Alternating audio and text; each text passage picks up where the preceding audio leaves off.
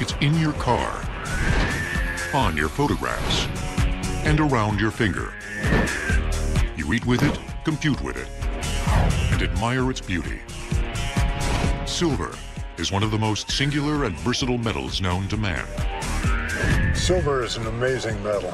It has the highest sheen of any metal, and it has the highest conductivity of any metal. Because it does not corrode, silver can be used in printed circuit boards, in switches, where things have to work first time every time. That's where you need silver.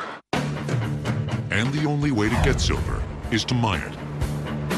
There are two basic methods for mining silver. One is underground mining, where we have deep shafts going into the ground and the workings of the mine follow veins. The other method is open pit mines, where large equipment is used to mine relatively near surface deposits of silver. Northern Idaho's aptly named Silver Valley has been a mining center since the mid-19th century.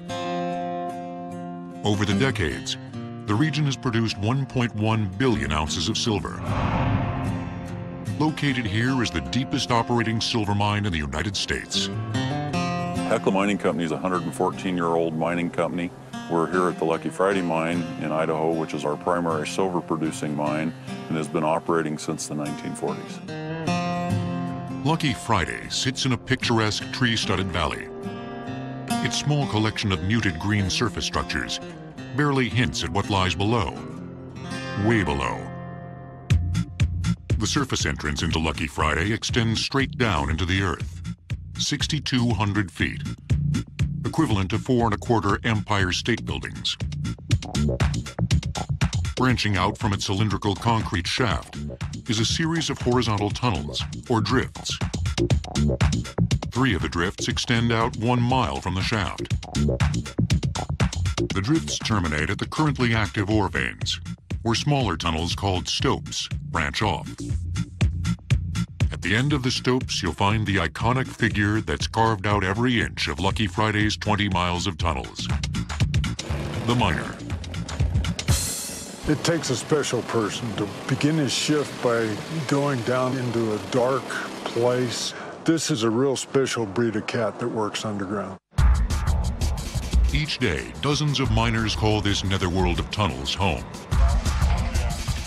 It's an environment that can be summed up in 3 words: dark, wet, and warm.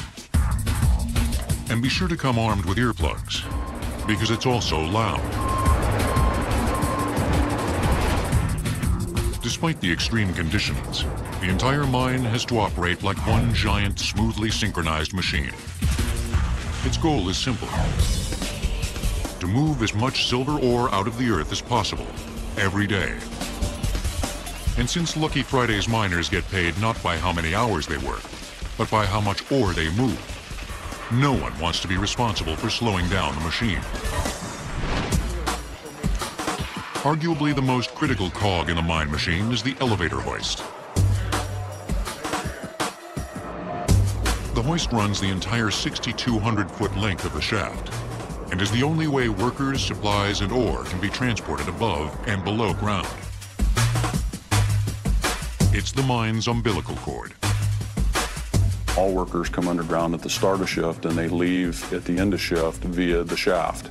All of the employees that are going underground will load on the 3 decks of one of the cages stacked from bottom to top, like 3 floors in an elevator. There's a hoistman that operates this system. It's not automatic. He takes his signals via a bell system, so the gentleman on the cage will bell to a level. The hoistman then will operate that elevator to the level that some of the guys are going to get off on. The hoistman works in a tightly controlled layer. Dual rotating cylinders indicate where each of the 2 counterbalanced cages are at any given moment. When carrying workers in the cage, the hoist moves at 1,500 feet per minute. It takes 4 minutes to reach the 5,900-foot level. And once underground, the miners stay underground for the duration of their 10-hour shift. So once the men are in the mine at the start of shift, then we limit the travel of personnel on the shaft so that we can maximize the use of the shaft for getting the ore out of the mine. The area around the shaft is one of the few illuminated parts of the mine. Here you'll find each level's nerve center, a collection of switch boxes, gauges, cables, and lifelines. Nearby, there's a small break room, plus a fully equipped maintenance shop. This is where machines brutalized by the mining process are serviced and repaired. One such machine is the man carrier. With miners on board, the man carrier chugs down the mile-long, 12-foot wide, 16-foot high drift. There are a number of utilities that hang overhead, including ventilation line, that as you're riding in this equipment, sometimes there's some head clearance issues that you have to be very careful about. After a bumpy 6-minute ride, the drift terminates at the ore headings. This is where the miners work, in a maze of dark, constricted corridors, overrun by mechanized beasts. For the unaccustomed, it may as well be another planet. Very few areas are lighted with any other light than your cap lamp. You spend the day conducting some very skilled labor, if you will, in the dark. There's water in the ground, there's water in equipment and machines. It's warm and humid. At a depth of 5,900 feet, the virgin rock temperature is about 120 degrees Fahrenheit. We would like to keep the environment down here at or below about 82 degrees Fahrenheit. We blow air into the work headings, and that helps wick the heat away from an employee's skin and keeps him cool. In a dark place, teeming with heavy equipment, where detonated explosions are a daily occurrence, communication between workers is of prime importance. Walkie-talkies can't transmit through solid rock, so miners rely on their headlamps to relay basic information. If I move my head in a circle, that means come towards me. If I move it straight up and down, it means go away from me. If I move it like this, it means stop. At the end of the narrow stopes, the ore vein is ready for mining. The main vein that we're chasing in this particular heading is this dark vein. This is the one that contains most of the lead, sulfide material, and the silver. Silver veins are formed when groundwater washes silver particles and other minerals into open fault lines in the earth. Under extreme pressure and across millions of years, the particles harden into ore veins. This is why silver is most often found combined with other minerals. Once processed, each ton of ore from this vein will yield roughly 18 pounds of lead, 2 pounds of zinc, and 15 ounces of silver. Like most underground mines, Lucky Friday uses a mining method called the blast, muck, and haul cycle. Every miner's goal is to complete one full cycle during his shift. Miner Jason Chambers prepares to perform the first phase of the cycle by blasting out a section of the ore vein. Using what's called a jumbo, a wheel-mounted drill, Jason bores a series of blast holes 8 feet deep into the ore face. Each blast hole is packed with an ammonium nitrate-based explosive called water gel. The explosives are rigged together with detonation cord, or det cord as miners call it. With the use of delays, the explosives will fire in a carefully planned sequence that will ensure maximum displacement of the ore. Miners call blasting breaking around.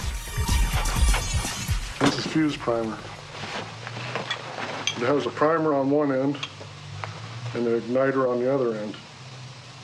You light this end and it burns down. It takes about 10 minutes to get to here. Once this goes, it hits the det cord. Det cord's instantaneous. And then the sequence, 1, 2, 3, 4, 5. To complete the firing circuit, Jason ties the det cord into the fuse line primer. Not very pretty. There it is. Although it may seem antiquated, a burning fuse is the most convenient and inexpensive way to ignite a blast. The fuse burns 1 foot every 45 seconds. That gives Jason 10 minutes to secure the stope and reach a comfortable blast distance. As a safety precaution, our modern Marvel's crew wasn't allowed near the stope after Jason lit his fuse. But our cameras were rolling 200 yards away when his explosives finally detonated. We're fortunate to have the high-quality underground miners that we have here.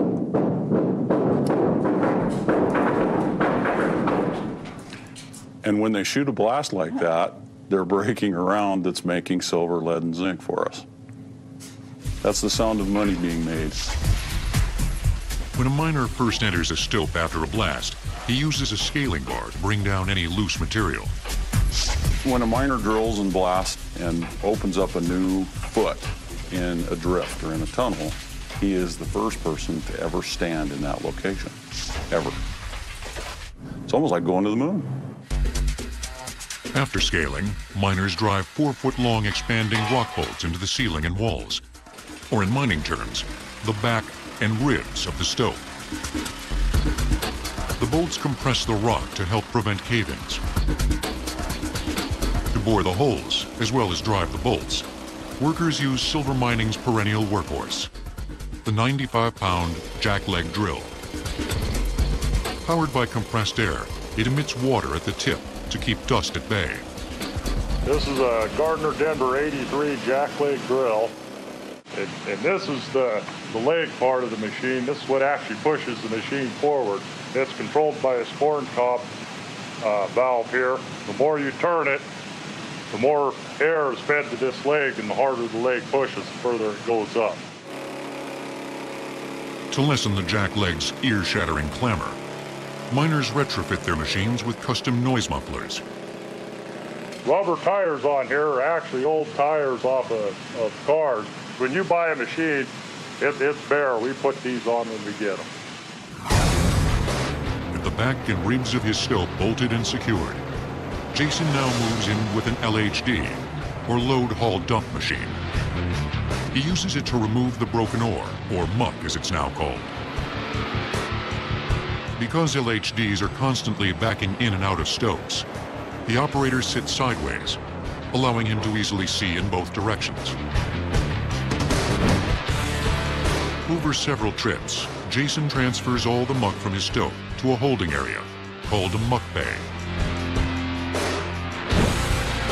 From here, front-end loaders waste no time transferring the ore to 16-ton trucks. These low-slung haulers are designed with limited headroom in mind. Most mines have bigger, but these are about the biggest we can fit down here, just 16-ton. The loaded 16-ton trucks head back down the mile-long drift toward the shaft entrance. A round trip they'll make an average of 35 times a day. Near the shaft entrance, the operator dumps his muck load into what's called an ore pocket. At the top of the ore pocket, there's a grizzly, which is a series of square holes made up of crossed I-beams. The square openings are sized to the maximum size of the material we want to go down that hole. Muck dumped into the ore pocket falls 70 feet and is fed to a room called the loading pocket. Here, a worker known as a cager fills a bucket, or skip, with 10-ton loads of ore. The skip is actually the top level of the elevator hoist. The material is loaded off the belt into what's called a load cell. The material or ore falls out of the loading cell into the skip, and then he bells the skip away, and the hoistman takes it to the surface. The hoist hauls 1,000 tons of ore out of Lucky Friday every day. It's the final leg of the blast, muck, and haul cycle. But it's not the end of the line for the ore. It must now undergo processing to unlock the valuable metals trapped inside. The blast, muck, and haul method used in underground mines like Idaho's Lucky Friday culminates with the ore being hauled to the surface. But mining and hauling is only half the battle. Now begins the process of extracting the silver and other metals from the rock. And it all begins in the crushing plant. This is the crusher. What we do is we crush the rock. It comes from the feeders and it goes through all the belts, gets crushed. There's the jaw crusher, the cone crusher, and then we have the fine crusher up back there. If it doesn't go through the screen and drop down into the fine ore bin, it'll keep coming through and get crushed until it's small enough to fall through the screens and fill up the bin back there. And then from there it goes down into the ball mill. At the ball mill, water is added to the crushed ore, which is then tumbled with thousands of 3-inch diameter steel balls inside a giant rotating drum. The balls pulverize the zinc, lead, and silver into a soupy slurry mixture. The slurry is pumped into the flotation cells. These are tanks where the metals are separated from the slurry. In each cell, a frother makes bubbles, while an added chemical causes the zinc in one cell and the lead and silver in another to stick to the bubbles as they rise. Here, you're actually seeing lead float. This material runs 70% lead and 120 ounces per ton of silver. Both the lead-silver concentrate and the zinc concentrate are drained from the flotation cells and piped into separate thickener tanks, where most of the water is removed. Once the concentrate leaves the thickener tank, that material is pumped to these vacuum filters where the moisture is sucked out of the concentrate through the filter cloth into the inside of the drum. The final product then is dry, and you can see it coming off of this filter. The dry silver-lead concentrate falls into collection bays in Lucky Friday's loadout facility. Here, a worker fills trucks with an average of 140 tons of the concentrate every day. It's then hauled to a refinery in Canada for further separation and purification. This is the end of the process at Lucky Friday. A process that began with a miner reporting for work at the end of a long, narrow stope. It's a wonderful place. My only description for it is any day underground is a good day. Almost all modern underground mining techniques can trace their origins to the most famous silver mining venture in history. The Comstock Lode, a massive silver ore vein discovered in the mountains of western Nevada. From 1860 through 1880, Nevada's Comstock Lode was it was the largest producing silver mine in the world. Produced $300 million worth of silver. You almost can't overstate how important the Comstock was. When word of the massive strike first spread, thousands of silver seekers poured into the boomtown of Virginia City, Nevada. The Comstock Lode itself took its name from one of Virginia City's most colorful characters, a drifter, fur trapper, and sometime miner named Henry Comstock.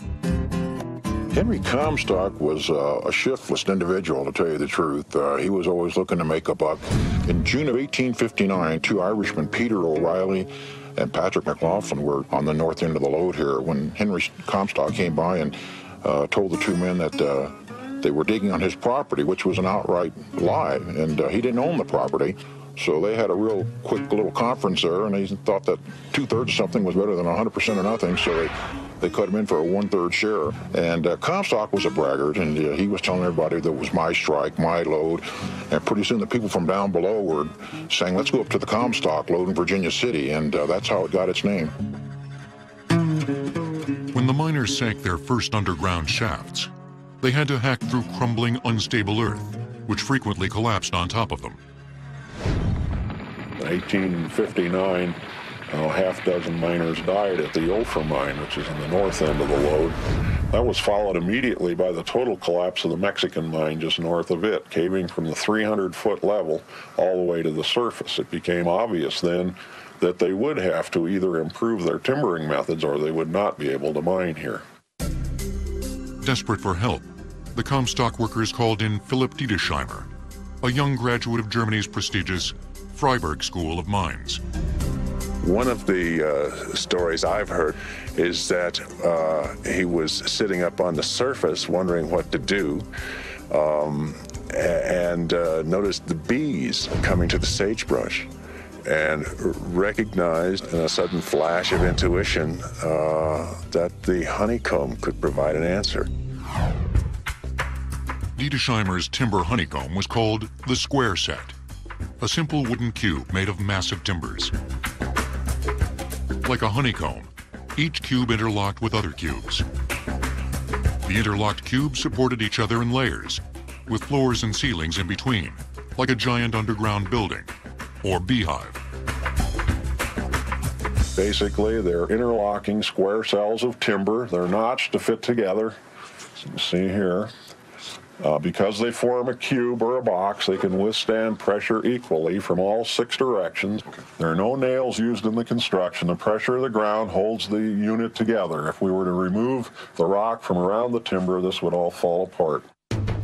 Kept safe by the square sets and working by candlelight, the Comstock miners bored holes in the ore using sledgehammers and handheld drills. Similar to how it's done today, they filled the blast holes with dynamite, lit a fuse, and ran for cover. The work was brutal, the men fearless.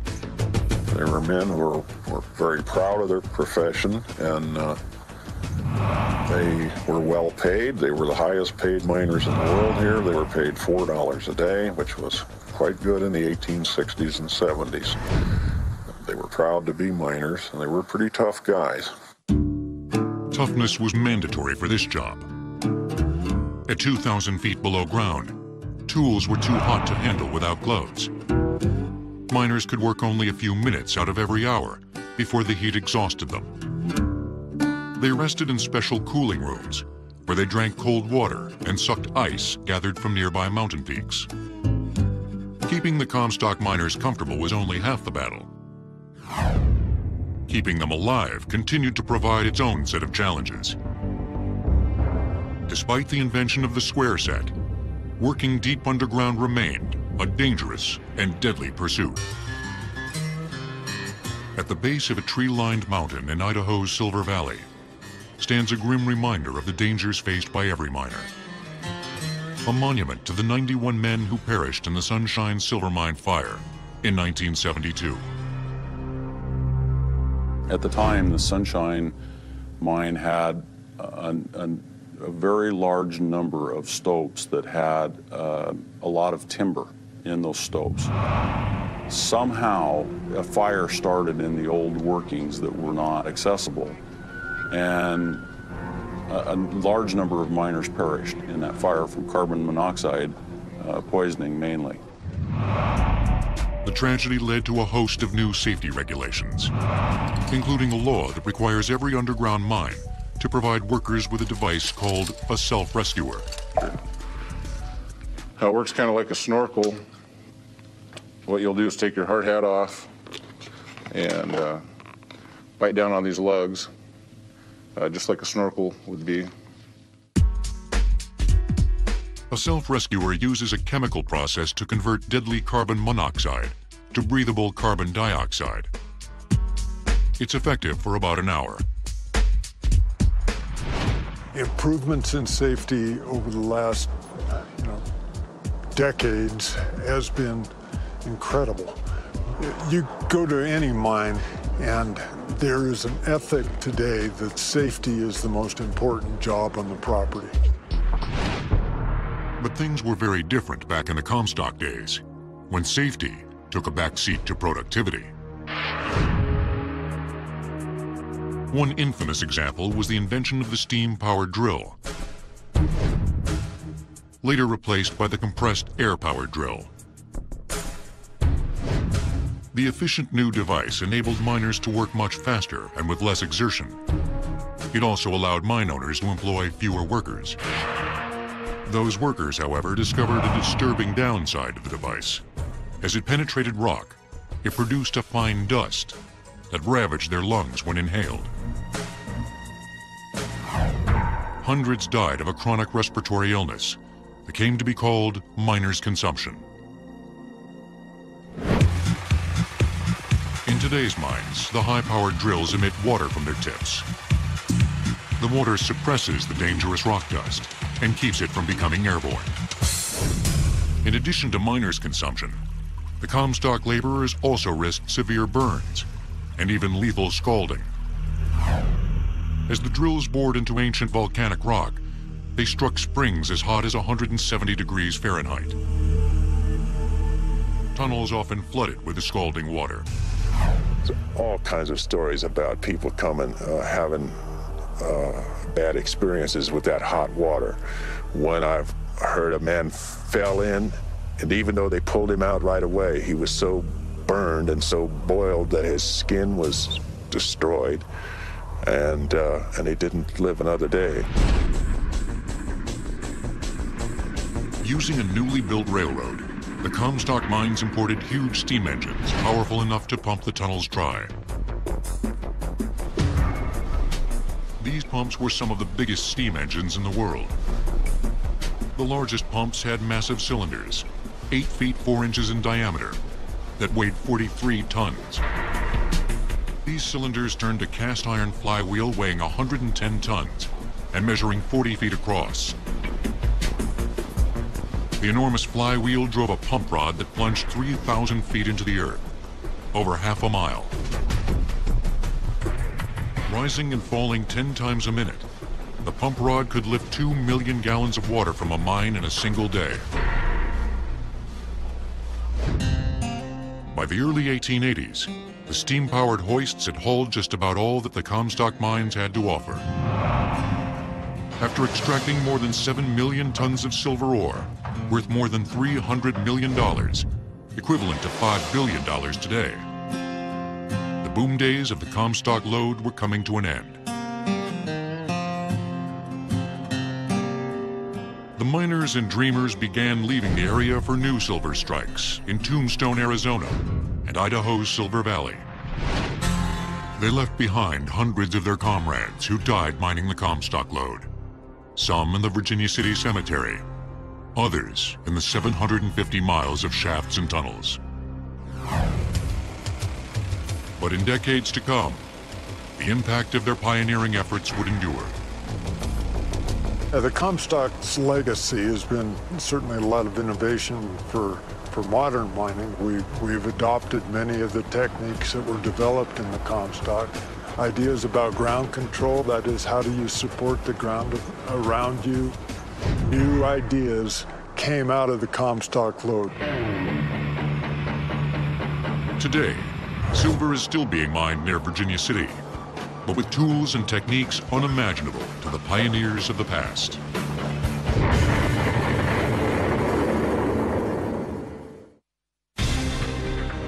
The 18th century phrase, born with a silver spoon in your mouth, refers to health as well as wealth. Silver possesses antibacterial properties, and babies fed with silver spoons stayed healthier than those fed with spoons made from other metals. Silver mines will return on Modern Marvels. When a rich vein of silver ore is discovered deep inside the earth, costly underground mining is the only option for extracting it. When an ore deposit is situated close to the surface and has little overburden or topsoil, open pit mining is the most effective method. Although the goal of both methods is the same, the techniques, equipment, and processes are as different as night and day. Open pit mining requires a significant footprint. It does require a lot of heavy equipment. Trucks that have capacities of over 100 tons in most cases. Large dozers that can push with a dozer blade 14 feet wide. This is stuff that you don't see in your backyard every day, that's for sure. Not unless your backyard happens to be the Rochester Pit Mine near Lovelock, Nevada. Operated by Coeur d'Alene Mining, Rochester is the largest primary silver mine in the United States. Although its ore contains other valuable metals like gold and mercury, the mine's primary revenue is derived from silver. This is the only primary silver producing mine in the state of Nevada at this time. This operates 24 hours a day, 7 days a week, 365 days a year. The Rochester mine began production in 1986. And since that time, we have produced 111 million ounces of silver. If you were to take 111 million ounces of silver in a silver dollar shape and stack it up, it would go 220 miles into the air. That is how much silver we have produced here at Rochester. Open pit mines are carved out of the earth in giant terraced levels. Like underground mining, open pit mining exposes the ore by blasting, but its detonations pack a far greater wallop. 5, 4, 3, 2, 1, fire and hold. In less than a second, the blast creates a 75,000-ton pile of ore. Shot fired. Please stand by for the all clear. The grade in an open pit mine is generally less than what we'd see in an underground mine. That means, though, that we have to move a lot more tons to get the same number of ounces as you would in an underground mine. After blasting, an assaying team tests the ore for silver content. They then produce a computer model that shows where the higher and lower grade ores are located.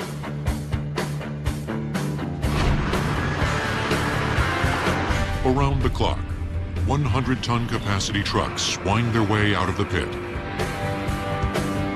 The trucks hauling the highest grade ore dump their loads here into the insatiable maw of Rochester's massive primary crusher. The mouth of the crusher measures 4 by 5 feet and can swallow 100-ton loads littered with boulder-sized rocks. Inside are 2 jaws, one movable, the other stationary. The movable jaw's short, rapid motion crushes the ore, chewing it up like an animal. The jaw is driven by a 500-horsepower electric motor that propels 2 massive 6,500-pound flywheels.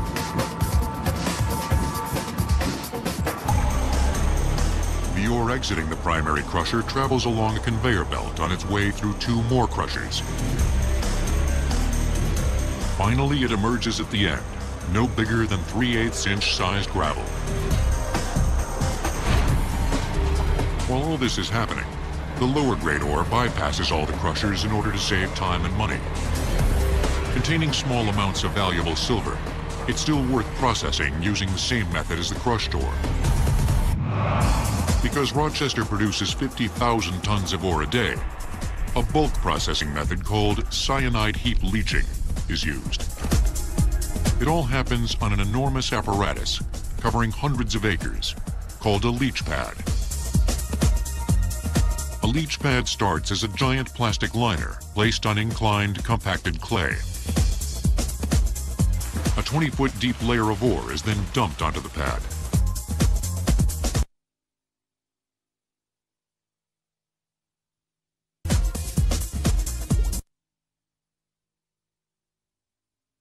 Percolates into the ore. Cyanide leaches, or extracts, silver, gold, and other metals from the rock, like water-dissolved salt. This so-called pregnant solution collects in a dike at the bottom of the pad, where it's continuously pumped out. Additional layers of ore and tubing are applied to the pad until it plunges to depths of 300 feet or more. Rochester has 2 leach pads. The first covers 134 acres and is currently 300 feet deep. It holds the lowest grade ore, called run-of-mine ore, which has bypassed the crusher. Guys are running out our drip tube. They will run it out over the top of this run-of-mine material by hand. We run it out to the header line where we hook it into the nipples and put solution to it and let it run. Rochester's second leach pad holds the crushed high-grade ore. A tractor buries multiple drip tube lines a few inches under the ore. Allowing for less evaporation, it's a more efficient way to deliver the cyanide solution, but impossible to do on the rocky, low-grade leach pad. Next stop, the processing plant. Entering the plant through a large pipe, a pregnant solution is circulated through these filter tanks, the same kind used in winemaking. The solution then travels to the de-aerator, a vacuum tower that sucks out most of the oxygen. This is done to prepare the solution for its next phase of processing, in which powdered zinc is added. Zinc has an ionic charge that enables it to efficiently attract dissolved silver and gold. If oxygen were present, this attraction would be decreased. The solution is then sent to banks of filter presses. It's here that the liquid is separated from the solids, leaving a muddy mixture of mostly silver, called filter cake. When we clean the filters, this is what comes out. We take this material, we load it into trays, we place it into a retort, which is basically a big oven. We remove the mercury, which is a byproduct for us. The material that comes out of the retort looks like this. This is what we put into the furnace. The furnace heats the filter cake until it melts at about 2200 degrees Fahrenheit. Then it's time to pour it into molds. In this state, the silver is now called doré. After a few minutes, the doré is cool enough to remove from the mold. Workers accomplish the tricky maneuver with a forklift. This is the Rochester Mine's final product, a 300-pound doré bar that is 98% silver with trace elements of gold. It will be sold and shipped to a refinery, where the silver and gold will be separated and purified. Each of the doré bars is worth about $40,000 to $50,000 at today's prices. My general manager always says if you can pick up one of these bars, which weighs roughly 300 pounds, you can have it. But I say no way. One day someone's going to come here and carry one off, and I'll be $50,000 in the hole. 5, 4. The incredible process, which begins with a blast and ends with a bar, is in its final days at Rochester. The pit is scheduled to close in December 2006. The processing plant will be shut down 5 years later. Then, a whole new chapter in the life of the mine will begin, one which will return it and the land to nature. By their very nature, however, mines can't help but affect the land, air, and water systems that surround them. Almost everything we do has an impact on the earth and Mother Nature, and mining's no different than anything else we do. So one of the major goals of any mining operation is to have the minimum impact that it can on the environment. Most of the environmental regulations that silver mines currently operate under are results of the Clean Air Act of 1970. Today, mining has to pay attention to the environment. It's far different than it was even when I started in the business 30 years ago. We simply cannot do the types of activities that we did 30 years ago without thinking about the environment. Back in the days of the Comstock lode, there were no such things as environmental regulations. The miners took whatever they needed from the environment and poured pollutants like mercury and lead back into it. To build square sets to support Comstock mines, 80 million board feet of lumber was required every year. The miners used enough lumber to build 27,000 two-bedroom homes, and in the process, stripped the hillsides around Virginia City bare. In comparison, not far from Virginia City, at the Rochester open pit mine, the Coeur d'Alene Mining Company was required to post a $31.6 million bond to fund reclamation of the land. Although the open pit will remain, all the structures and leach pads will be removed and the land revegetated. This 85-acre section of hillside used to be one of Rochester's primary leach pads. We shut it down in 1999 and commenced with closure. That began by treating the rock that's on top of the plastic liner and making sure to neutralize the chemicals that remain. We placed topsoil on top of that and planted it with native seed mix approved by the regulatory agencies. The native shrubs are coming up very nicely, and you can't even hardly tell that it's here. Mining the land no longer means having to leave a permanent scar. In 2005, the Hecla Mining Company received Nevada's Excellence in Reclamation Award for its cleanup work at the Rosebud mine. After the mine closed in 2000, Hecla and its partner, Newmont Mining, removed buildings, then recontoured and revegetated the property. I'm really proud to be involved with an industry that has made such great strides that it has over the last 20 years, and certainly within the last 10 years, it's gotten fantastic. Another great stride in mining is currently taking place in Australia. The government-funded Commonwealth Scientific and Research Organization has retrofitted a load haul dump machine to operate as an almost 100% autonomous robot. Seen here in early test footage, the LHD is programmed to enter a mine and report to a particular location without human intervention. The machine navigates through drifts and stopes using 2 laser scanners made by the SICK Corporation, one on the front and one on the rear. The devices scan in 180-degree arcs, looking for specific landmarks that have been programmed into an onboard computer. Inside the device, a laser reflects off a mirror that rotates 75 times a second. The laser bounces off the surrounding environment and returns to the device, indicating distances and topographic features. The data are then sent to the computer, and the computer operates the steering, acceleration, and braking controls. Autonomous LHDs reduce the number of miners needed and therefore cut mining costs.